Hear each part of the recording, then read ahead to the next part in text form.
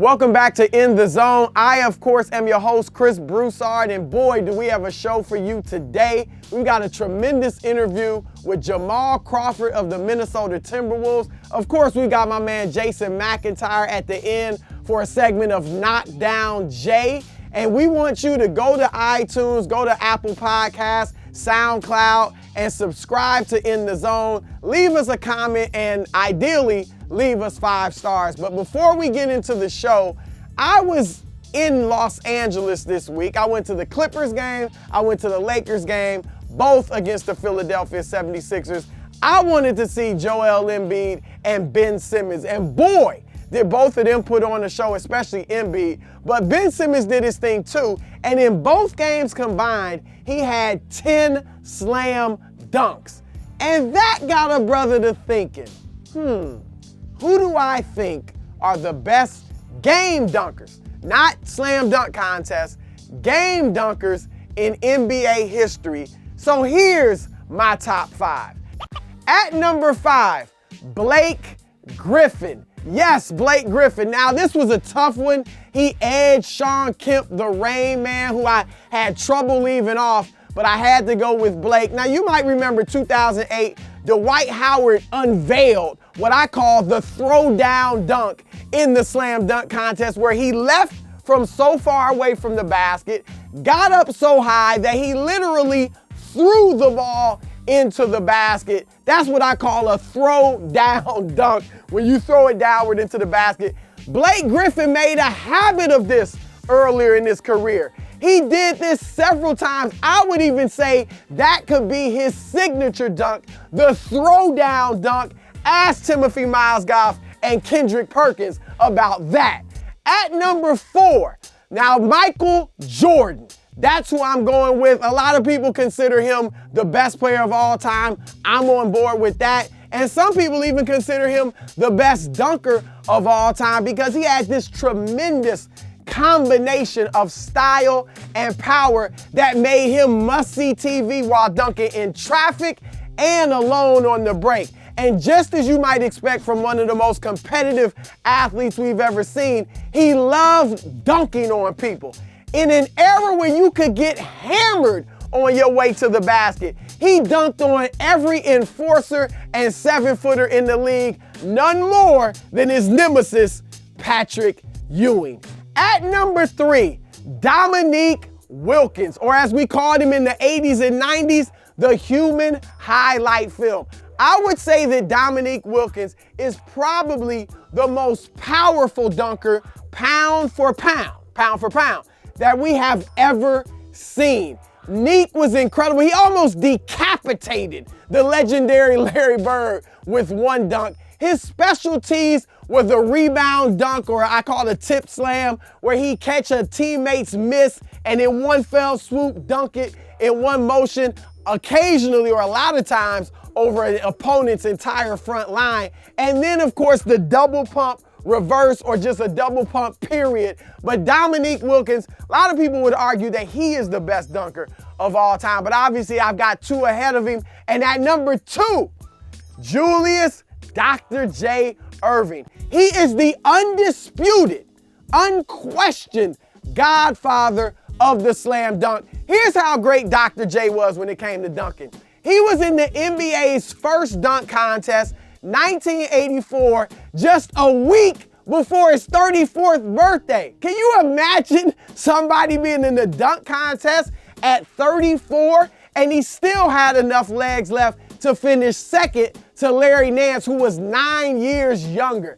Dr. J, though, of course, most of his best dunks came when he was younger in the ABA, which unfortunately we don't have as much film on that, but that's when he really did his thing and emerged as the great doctor of dunk, or Dr. J. And early in his NBA career, when he was dunking on 7-footers like Bill Walton and Kareem Abdul-Jabbar. But his most iconic dunk, the Rock the Baby, Rock the Cradle slam dunk against the Lakers, where he immortalized Michael Cooper in one fell swoop, one dunk, and sent Cooper literally ducking for cover underneath the backboard. That happened when Doc was 33 years old. And so Dr. J has to be number 2. And number 1, the greatest dunker in NBA history, Vince Carter. Air Canada himself, Vinsanity, whatever you want to call him, Vince Carter is the greatest dunker in NBA history, period, the end. He was the perfect mix, the perfect blend of Michael Jordan with his style and grace and Dominique Wilkins with his power. And Vince would dunk on everybody. He emasculated the best shot blockers in the league during his time. Alonzo Mourning, Dikembe Mutombo. Vince did it all. He was a point guard's dream because you could throw up an alley-oop anywhere. He'd catch it 10, 12, 15 feet from the rim and throw it down with tremendous power and flair and grace. And that is why, half man, half amazing, Vince Carter is the greatest, the best, the top dunker in NBA history. Half man, half amazing. No doubt. Yo, what's happening, man? You got it. How you doing? I'm good, man. I'm good. Thanks for doing this. Of course, man. You about to start an uproar with your handles list, man. People tweeting everywhere. I know you probably getting a lot of tweets. People like, yo, man, where you at on the list? You were one that I hated to leave off. A lot of people hit me about you and Allen Iverson and a couple other guys. What'd you think of my list? I honestly didn't have a problem with it. Like, I really honestly didn't. When you think about it, there's been so many great ball handlers, like so many people that you could make a case for, that somebody's going to be left off at the end of the day. Yeah. You know, you got guys like Baron Davis, Steve Francis, Kenny Anderson. You know what I mean? Like, there's so many great ball handlers at the end of the day who aren't going to make the list because you're only doing 5. You know, and I know that's kind of like the popular number for everything, you know. Top 5 rappers, you know what I mean? So 5 is kind of like the magic number. But with that, I just think somebody's going to be left off. And I remember telling you, I thought I had my 5, but now going back and seeing, like, you know, all the names and all the people and just, it's impossible. It really is impossible to do just 5 people. So you don't have a top 5? I don't. I thought I had a few that would be in there regardless. Yeah. But then once you start thinking about it more, like you start going back watching film on people and watching different people, like it's impossible. It really, really is impossible to do it. And you can make an argument for any of these guys. Yeah. Is there a guy that you would say had the most influence on you in terms of your handle? I would say mine was Isaiah Thomas and Allen Iverson more than anybody else. Do you have Jordan as the GOAT? Yeah, I do. Okay. Where do you kind of where do you kind of fall in the LeBron? Like, how, you know, there's a lot of debate, LeBron versus Jordan. What's your take on that? Yeah, I think LeBron's, honestly, like, and I've known Bron since he was in high school. Honestly, I think Bron's kind of his own thing. You know, I think he's like, if you say, okay, this is Magic Johnson, but he can jump like Jordan. Like, he's more Magic Johnson to me than he is Jordan. Like, Kobe is more Jordan to me. Just from the makeup, the mentality, the scoring ability, you know, the way they kind of view the game. Like LeBron, he would rather play the game. He plays the game with his IQ first. Not saying these other guys don't, but they do it more so with, like, I'm gonna impose my will. You know, that's how Jordan and Kobe kind of do it. LeBron, his first thought is to get everybody off. You know, like, let me get you guys off. Let me get your shots. I'll take over when I need to. But he's more. Don't forget, when he came in the league, he was a point guard. Yep. So to me, he's more, you know, like cut from the Grant Hill, the Magic Johnson, you know, that kind of cloth. And he just took it to a whole different thing. But that's who, to me, he is more so than Jordan. Who's the best player that you played against? I mean, one-on-one, like that you guarded, that guarded you. You know what I mean? Who would you say? Okay. What was that like guarding him? You never knew what he was going to do. Like most people, especially now, a lot of the guards, like we talk about, they do it with their handles. Kobe does it with his footwork. You know, so his is so different because he can have you jumping. He'll pump fake 3 times until you don't jump anymore. Then he'll shoot. Like, he was such a technician, and he had the ultimate green light and the ultimate confidence. So he was a nightmare to guard. Like, you knew that something bad was going to happen when you were guarding him. Yeah. So for me, he was like the toughest to guard, and then Allen Iverson, and then Dwayne Wade. Okay. Those three were like the absolute toughest I ever had to guard and match up with. Now, Isaiah, I know you're good friends with Isaiah Thomas, the That's one my with brother. Cleveland Yeah. now. Yeah. How, Cleveland's struggling, but obviously, I mean, Isaiah's not there. When he gets back, first of all, do you know how healthy, you think he'll come back 100%, and how much you think he'll help Cleveland when he comes back? Oh, I have no doubt. He'll be that guy that's like legit secondary scorer. You know what I mean? And LeBron's kind of been missing. Obviously, you have guys who are very capable, D. Wade and JR and K. Love and Shumpert and Jeff Green will have big nights. And you have all of Derrick Rose, who I love, all those guys. But Isaiah, you can put in 20-plus every single night. You could just put it in the books. That's just his mentality. That's the way he can score the ball. And I think when you have a guy like that, it puts everybody else kind of at ease. They don't have so much pressure to try to do stuff, and things become easier for the rest of the team. And he's excited, and he's working out more. He's doing a lot more, and he's responding well to the workouts he's doing. So I think it's just a matter of time now. But I'm excited besides him being like my brother, just as a basketball fan, to see what their team look like whole again. Yeah, I was going to say, is he like extra motivated? Because, Kyrie's balling obviously in Boston and they're winning. Is he really extra motivated to come out and just show people, look, this wasn't a bad trade for Cleveland and all that stuff? Absolutely. And the thing about Isaiah, it could be summer league. If he hears somebody say something, and he hears everything, believe you me. So if he hears somebody on the street, say something, he's like, where's he at? Let's go. He's motivated. That's just kind of, that chip now has become like a boulder, on his shoulder. So he's ready. And trust me, when he gets back on the court, and it's weird how things work out sometimes because he loves basketball like very few people I know. He's watching every single game, no matter what it is. There's never been a time he's called me or I've called him like, hey, let's go play, let's go shoot, and it didn't happen. So he's one of those guys. And for him to have the game taken away from you, he just can't. It's like a whole different, he loved it and appreciated it more than almost anybody I know, but it's even a whole different level of appreciation when he gets back out there. Interesting. Now you lived, I know, from Seattle obviously, but you lived in Los Angeles or Inglewood for a good part of your teenage years. Yeah, and the story, it's been documented. You were living with your grandparents, and your dad was also in Inglewood, and you wanted to go back to Seattle, but your mom in Seattle kind of wanted you to have your dad's influence on you, and you were your grandparents. And so you secretly buried a suitcase in your backyard and kind of gradually packed it, so they wouldn't notice all your clothes gone, and then flew to back to Seattle from a ticket secretly, because a ticket that your sister has sent you. Kind of take me back to that story and why you did it. And then finally, I want to hear you talk about, like, what do you think would have happened to you or your life if you had stayed in Inglewood instead of going to Seattle? Well, for me, I'm, born and bred in Seattle, but I was back and forth between Seattle and Los Angeles because, my grandmother lived down there. And my mom thought I needed a male role model in my life because I was pretty much, to be honest with you, at that age, I'm 8, 9, 10 years old coming in the house at 11, 12 at night. My mom was like, you run with the wrong crowd. It's time to go with your dad. So I went down there. I was there from 13 to 16. We lived in Inglewood. Funny story, Paul Pierce, who I knew in Inglewood, he was in a barbershop one time. We're both in a barbershop. And now, was he, what was he? You were 14? Okay.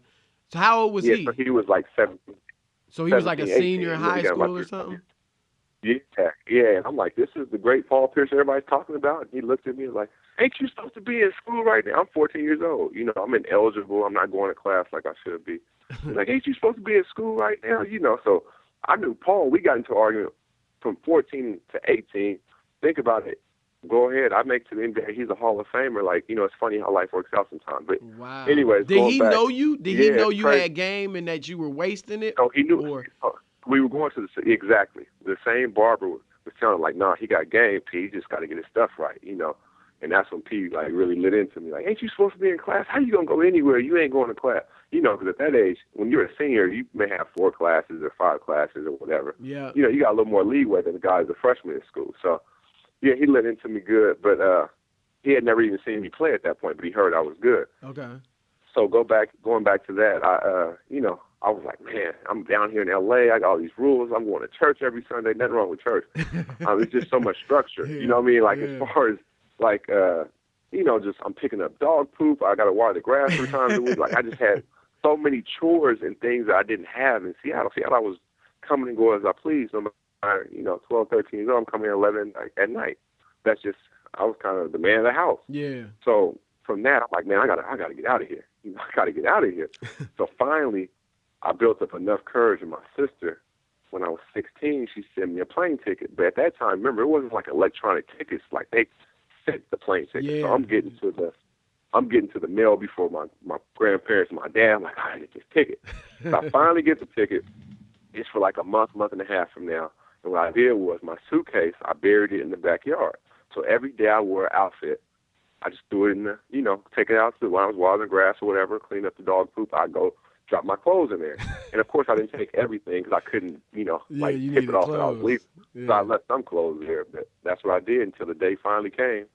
And I finally got to the airport, and I remember a guy there. He was like, where you going, Seattle? I'm like, man, the feds. Like, who's following me? This is crazy. But at that point, once I got to the airport, and they knew once I got to Seattle, they knew they couldn't get me back. But I also knew once I got back to Seattle, I was going to get my stuff together and get serious about schooling. And the rest is history. You worked out with Michael Jordan a lot, I think, when he was talking about coming back to play in Washington. Yeah, it's the Wizard. What was that like? I mean, there any incidents or stories you remember that kind of illustrate how great he was or how competitive or determined or anything like that? Yeah, you know what? The first time I actually met him, Tim Grover called me and was like, hey, MJ said you can meet him. It was weird because my dad had told me that he really, I'm hearing Jordan likes your game. And my dad, by the way, played at Oregon with Kevin Love's dad. They played together. Okay. But he was like, I'm hearing Jordan likes your game. I'm like, man, come on, Dad. Like, how you going to hear that? This is before social media. This is all, whatever. So anyways, one day I get drafted by Chicago. Tim Grover calls and he's like, hey, MJ said you can meet him. He calls me early. I'm like, all right. So I get down there at about 6:30, about 7. I get down there about 7 o'clock. Jordan's in there working out. It's just me, him, and Grover in the weight room. And we're talking. I'm like, I can't believe I'm in here with Michael Jordan. Like, this is the first time I ever met him. It's 7 o'clock in the morning. He had been there since 5:30 in the morning. He was trying to make a comeback, and he was 40. So I'm like, this dude's 40 years old, and he's working out at 5:30 in the morning. Like, so that struck me initially. Like, when I went in there, I don't know if you've ever seen that thing in the weight room where you kind of put those booties on your feet and you can slide like a defensive slide. He was doing that drill when I walked in there. I'll never forget it. Wow. Yeah. And then it got to a point we started playing together. And, if he happened to lose, at first he would play without me and he would lose and he would go sit in the corner by himself like he lost the championship game. He would not talk to anybody. I walk in there. And then it got to a point he wouldn't play until I got there because I had to work out with the Bulls at the Borough Center, drive 30 minutes downtown. And then from that point on, we played together 2 summers and never lost one game. In 2 summers, every single day. Really?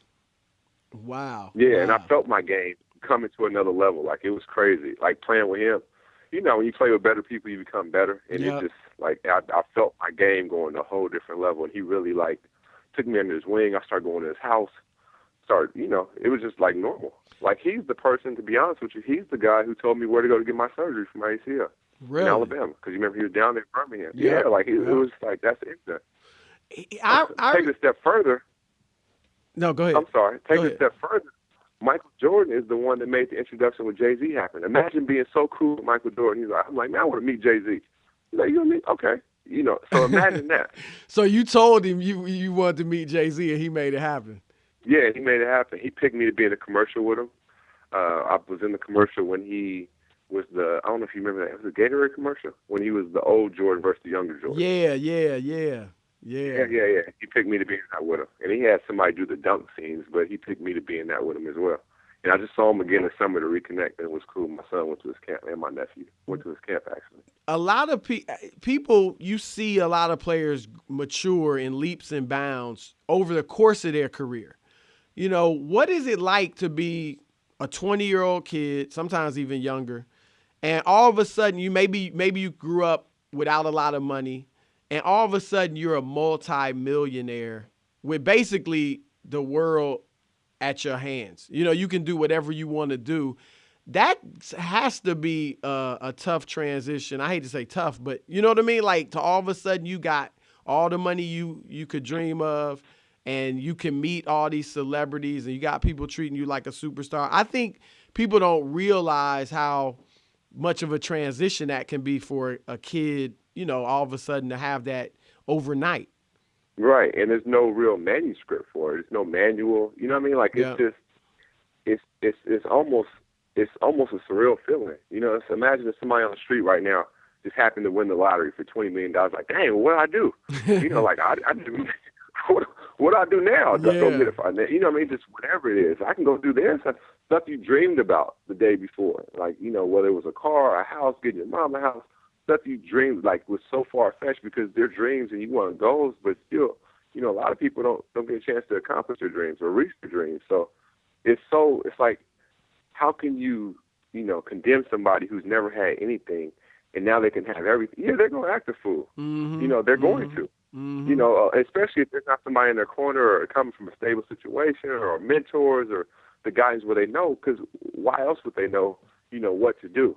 Yeah, I saw there. I read, I think it was in the Undisputed story about how you were gambling a lot early on, and you lost Tell me about that. Yeah, and that was something I've always done when I was a kid in high school. 8th grade, I used to shoot dice, and gamble. Obviously, it was never for that amount. It'd be for ones or it'd be, for lunch or whatever it might be. And obviously, the more you come into, the more you can win or lose. So for me, I got into it, and then I got deeper than I needed to get. I lost, ended up losing the car, and that was it. I'm like, oh, man, like, I really lost. I took my basketball out, like, here, and I never did it again with, people like that. Did you say you lost your car? Yeah. So you had to get out of the car, like that, right that moment somebody took your car? That was it. I took my basketball out. You got it. And you had to walk home. Yep. Wow. What kind of car was it? But for me, it was a Mercedes. But for me, it was great. Not that I lost the car, but it was great that I learned from that. And I never, it's not, sometimes in life it's not a loss, it's a lesson. Mm-hmm. For me, that was an absolute lesson. It's something I never did again. But imagine, and that's when I was on my rookie contract. So imagine now with the money I made in my career, if I still had that problem or had not been through it. Now the loss would be way more because I have way more, money and access to things. So I'm glad I went through it in my first couple of years and was done with it. Wow.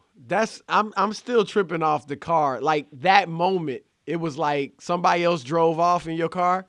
you was just left with the my shiny ride, man. I was like, oh, this is serious, right?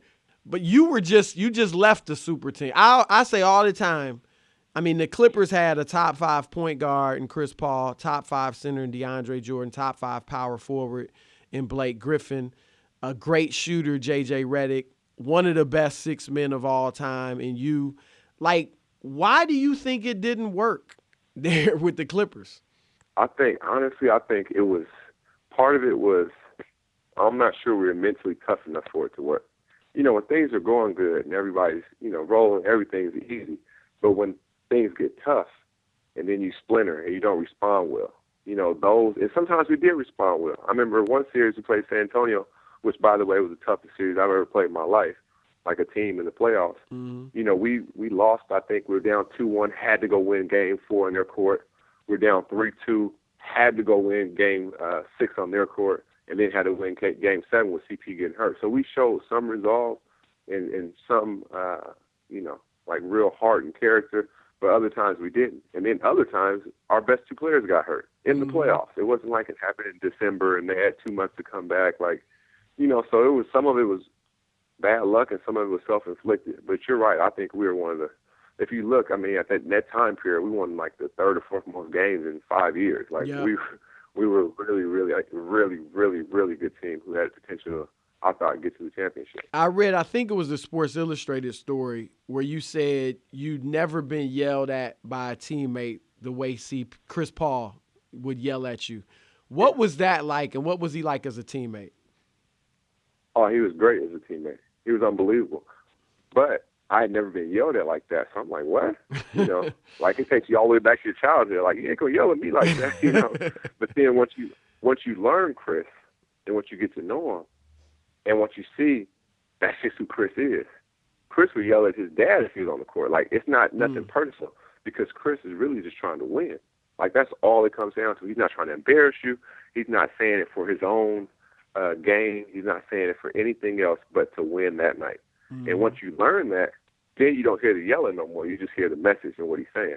So that's what happened. And that was the first year. I'm like, okay. By mid-season, like, oh, okay, he's not yelling at me like that. He's yelling for the betterment of the team. Yeah. And once you see that, then it became like, oh, okay.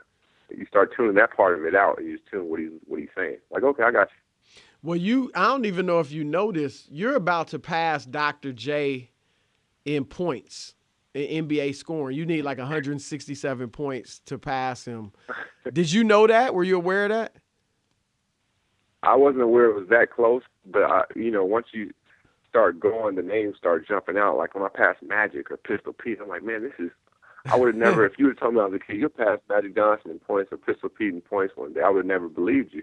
You know, so to pass Dr. J and these guys, like, come on, man. I had the Dr. J hoop.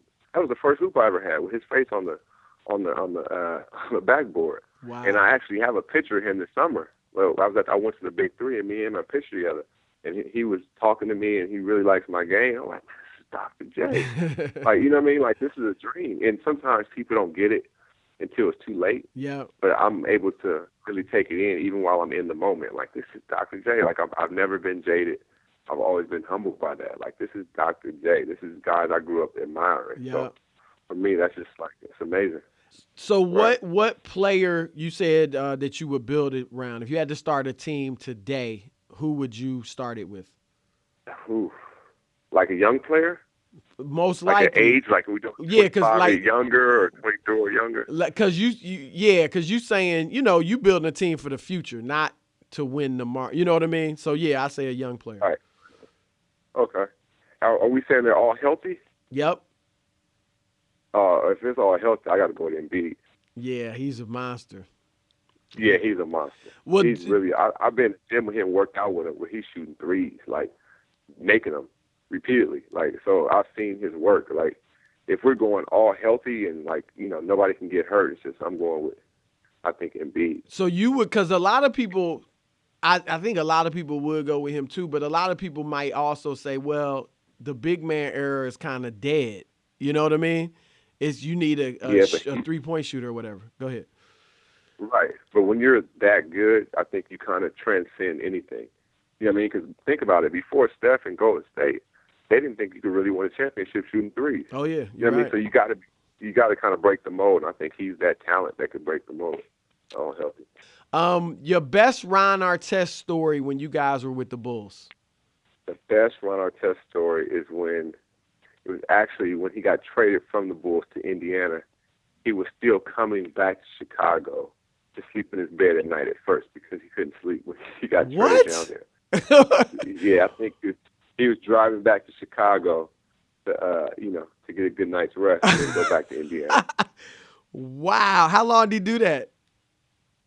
No, I don't think it lasted long, but he did it a couple of times for sure. Wow. That's incredible. Because he couldn't he couldn't sleep in Indianapolis. Yeah, he couldn't sleep. Wow, that is a great story. Last thing, man, when you retire, whenever that is, will you play in the Big Three? I have to. I have to go play in the Big Three. I have to go play in that for at least one summer, because no matter when I retire now, I'm going to be playing in some random gym somewhere across the country. So why not go play in the Big Three? Man, I could see you having like a 10-year career in the Big Three. As much as you love the game? 1 year. Yeah, I'll do 1 year in the Big Three. Me and Cube, I told him, I said, man, when I retire, I'm coming. He's like, man, we'll be ready for you. So I'll play 1 year in the Big Three whenever I retire, and then I'll just be in local gyms all across the country. Wow. Well, yo, man, I appreciate the time. Great stories. And good luck for the rest of the season, man. Have a great year. I appreciate it, Chris. Thank you. Thanks for having me, man. Anytime. All right, brother. Peace. Well, we want to thank my man Jamal Crawford for that tremendous interview on In the Zone. And now I am joined by none other than Jason McIntyre. It's Back great to destroy have you, here. Chris, up in your house. Whatever. He joins me every week. He usually comes with foolish and outlandish takes that I easily brush aside. Okay. And that's why we call it Knockdown, Jay. Fair enough. Because I knock down your opinions. What do you have for me this week? Okay, well, Chris, you this week went to see the Lakers-Sixers game. You enjoyed that? Yes. Hanging out with Floyd Mayweather, your boy. Yeah, it was talk to Floyd. Maybe. You know I've been gassed up on the Celtics for a while. Other guys at this network bash Danny Ainge, Kyrie Irving. I love what they're doing. I think they are set up with Tatum. They're set up with Jaylen Brown. Got a lot of young talent. I believe they are going to dominate the East for a while. However, you disagree. You believe there's another team in the East that can contend with the Celtics. My statement today, who has a brighter future in the East? The Celtics or the 76ers? I say Boston. Oh, it isn't even a question. Philadelphia. Now, we are assuming. We have Let's assume. You're starting out I don't from a want to position of sit weakness. here. I don't want to sit here and argue if a dude's going to stay healthy. I mean, that's just not an exciting conversation. 1, 2, 3. So but we're assuming Joel Embiid will stay healthy. I hope he does. I love watching. Okay, so if he stays healthy, there is no question. It isn't even close. Your boys in Boston will be lucky to even be in the same conversation. I'm serious. I'm dead serious. I'm dead serious. They will be lucky to be in the same conversation with Philadelphia if Joel Embiid and Ben Simmons stay healthy. Okay. Embiid and Simmons are transcendent players. They can be, listen to me. Jason Tatum's not transcendent? Listen to me good. No. He's good. He could be an all-star. Jaylen Brown can be an all-star. Kyrie Irving is an all-star and going to be a Hall of Famer. But Ben Simmons and Joel Embiid both can be all-time greats. Let me counter you with something. I don't disagree with that. I love Simmons. I love Embiid. Their ceiling is not only ceiling, they will be better than all three of those players on Boston. I don't totally doubt you. Okay. I don't disagree with that. However, who's got the better GM, Boston or Philly? For building a roster, Boston or Philly? Brian Colangelo has got a nice resume. Let me ask you again, Boston or come on, Danny Ainge. Hold on, Danny Ainge has not been perfect. Oh, boy. I mean, when Danny Ainge first got to Boston, it was trade Antoine Walker. Oh, no, and go young. No, let's bring back Antoine Walker. The run they had before, hold on, let me finish. Well, this is resume. You acting like the dude is Greg Popovich. Before they got the big three, they had a bad stretch of games where Doc Rivers could have got fired, okay? And then his boy Kevin McHale gets him Kevin Garnett. And I like Ainge. I'm with you that he's very good, but you're acting like he's just the Michael Jordan of GM. I mean, he's been lights out the last few years. Okay, let me move on to my second question. Okay, better GM. Billy King you're saying it's up in the air. But I say that's, Danny but, Ainge but for that's sure. what we arguing. GMs. Better coach. Oh, Brad Stevens. And Brett Brown's a good coach. He's a good coach. Okay, but Brad Stevens could be in the Popovich discussion already for best coach in the league. But Stevens is right there behind him. Okay. And do we know if Ben Simmons can shoot from outside the paint? And I'm being honest. I love Ben Simmons. I feel like he's a Magic Johnson type player. Chris, he can't shoot but right now. can't. He doesn't have to. Oh, because Markelle Fultz is the shooter, right? No, yes, because Robert Covington is the shooter. Covington. JJ Redick is the shooter. We don't know if Redick's going to be there long term. He just signed a 1-year deal. Okay, but right now, I agree. But still, you put shooters around. Now, I think Simmons, from what I'm told, he works hard on it. They're working with him every day. They got a shooting coach working with him. He will probably become, I think, an adequate shooter. But even if he isn't, the dude stays in the paint. First of all, he'll post you up. He will post you up. But 6'10". he gets in the paint whenever he wants. Has his lack of a J hurt him so far? 12 He's averaging 18 games into points his a career, game. 11 games in. I understand. Chris, I also want to add this. And again, I've been high on the Sixers. I told Your you argument preseason. is GM and coach. Wait, no, I'm not even I'm done. arguing who's on the I court. told who's you gonna be playing. preseason the Sixers were going to win more games than the Clippers, and you and others laughed at me. I The remember laughing. 76ers I've laughed at you for many reasons. look I don't remember that. incredible, but again, the league right now is built on three-point shooting, and the Celtics are better at three-point shooting. They are a better defensive team right now, and I love the Sixers' upside, but Boston is just much better built and positioned for the future with all young guys, no injury history, and again, they just rattled off, 11 or 12 in a row with no Gordon Hayward. had a huge injury. He has no injury history prior to that. No, and but Hayward I'm just- we don't even know what they look like with Gordon Hayward. So you concede it's Boston? No. Can we go on to number 2? It is, there is no, Philadelphia is set, my man. Oh, my Joel Embiid is unstoppable. All right, moving on. You know it. Moving when on. When your argument is Danny Ainge and Brad Stevens, I just think that's the who are beginning. not going to take a jump shot, no. Philadelphia. Moving on to freedom, question baby. 2, Chris. So last week here on the pod, I gassed up the Lakers as they're getting LeBron. They're positioning themselves for LeBron. I heard you on Colin Cowherd's show this week saying a team in the East has a shot at Mr. James, and you believe it's the Knicks. Who do you believe has a better shot at LeBron? I think, without question, it's the Lakers above the Knicks. I'm not talking about shot. I mean, nobody knows what in the world LeBron James is going to do. He may stay in Cleveland. What he about may your go guy, to Matt Lakers, he McCarter may or go to- Rich Well, Paul? they're not- Did you have I mean, dinner with them this week? Like, what? Look, Rich Paul was on the herd. He said he had no idea. No idea, no clue. He has no clue He said what's he in had LeBron's no team. idea. No, he's only known him since grade school. He Well, just has look, no idea what I'm LeBron's doing. LeBron. I'm not going to guess what he's going to do. I will say this. Nothing is set. Like the Lakers, this idea that he's definitely going there, as I've said before, is overblown. What I will say is this. If he leaves Cleveland and wants to go to a big, sexy market, because if he leaves Cleveland, first of all, the best place to go is San Antonio. I mean, seriously, if he goes to he San ain't going Antonio, to San Antonio. You can write probably that not. in If he permanent wants- marker. If he wants to win rings, he will go to San Antonio. If he goes anywhere else, he probably won't win another ring. San Antonio is really built for the future, right? They got Gasol's aging, LaMarcus Aldridge is aging. That's a great everybody's roster. aging, but geez, LaMarcus give me a Aldridge is still in his prime. Everybody And was ready to Kawhi ship Leonard him out is of town still- last Kawhi- postseason, how's Chris. they ready to ship him now? Yeah, well, 12 games in, getting you're off the overreacting, This dude's Chris. a perennial all-star. I'm overreacting? He's a perennial all-star. But that's not my point. My point is if he wants to go to a big, sexy market and leave Cleveland, not go to San Antonio, he would be better off in New York with the Knicks than in LA with the Lakers. Here's why. Let me count the ways. Number one, Kristaps Porzingis, second love him. leading scorer in the league, 30 points a game, is better than anybody on the Lakers and anybody who will be on the Lakers in the foreseeable future, unless LeBron went there. Does that include Paul George? Yes, he is better than Paul George. Okay, that's a hot Maybe take. not this moment. I mean, you can argue it now, but he, going forward, next season, by that time, he'll be better than Paul George. Okay. He's better than Brandon Ingram will ever be. He's going to be better than Kyle Kuzma will ever be. He's going to be better than Lonzo Ball will ever be. I can't disagree with most All of right, that. so you got a 7'3" dude who could be the next Dirk Nowitzki and then some, and LeBron would be perfect with him. And you stay in the East. Now, I love Philadelphia's their future, but it's going to be a few years before they become dominant, I believe. And even if they do get really good, LeBron can outplay Ben Simmons for the next few years. And then you got Embiid and Porzingis.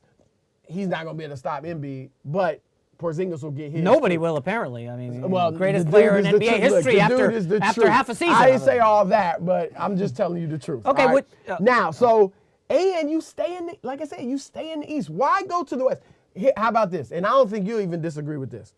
If LeBron goes to New York next year, they are in the finals, the Knicks. If he goes to LA next year with Paul George, they are not in the finals. I can't disagree. I can't agree with that. I'm sorry. I can't. So go what with do you that. think? I mean, I They- still if think he goes Boston. to New York, they Well, don't. first of all, let's back Boston up. beats them. Have you looked at the Knicks roster?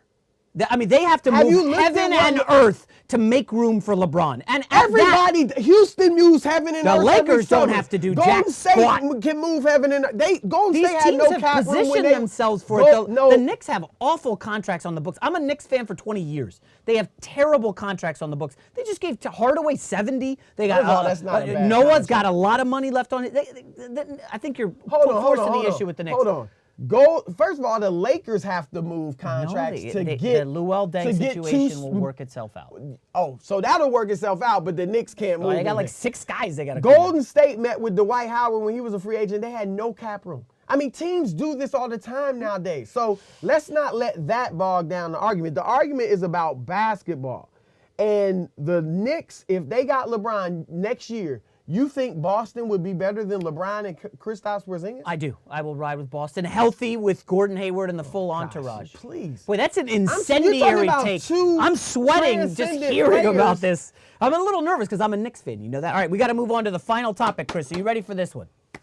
I don't know if I'm done with because the Knicks, you're so gassed up on Embiid after one game and seeing him live at Staples. First of all, I saw Were you in the him locker both room games. with the? I saw him against the Clippers. Yeah, he was demolish dominant. DeAndre He just Jordan, destroyed him, and demolish. So I'm going to make a statement here, and you agree with me. Julius Randle. By the way, what was Luke Walton thinking? Let's move on. Look, that's the antidote to this small ball lineup. Who's you should have put Bogut in there in the final few minutes. Andrew Bogut did okay on him. He might have, but still, at any rate.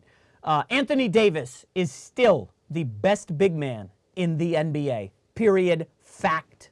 Your response. Joel Embiid is the best big man. I'm telling you. Hey, Chris, let me ask you right out the gate. How many back-to-back games has Joel Embiid played in his career? They're only they lowered the number of back-to-back games now. If I don't get the dude on back-to-back, I still want Joel Embiid, and here is why. I love him. Now, I like Anthony Davis, but when's the last time he's been in the playoffs? Well, once. And One they got time, swept and they got swept. Okay, yeah. It's about time now in his career. He's fifth season, something like that. It's about time you start winning. Yeah, he's got a garbage roster. DeMarcus Cousins is garbage? Anybody else want him?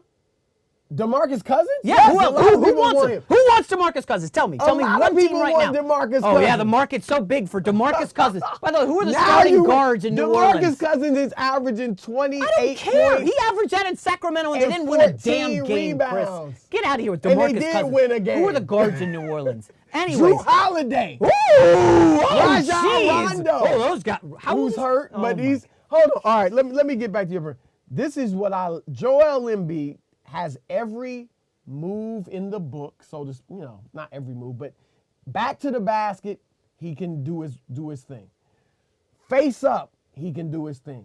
Mid-range jumper, he can do his thing. Awesome. Can take the three, can hit free throws, and he is nasty. Every time he gets the rock, he is looking to do damage. He is. He is aggressive.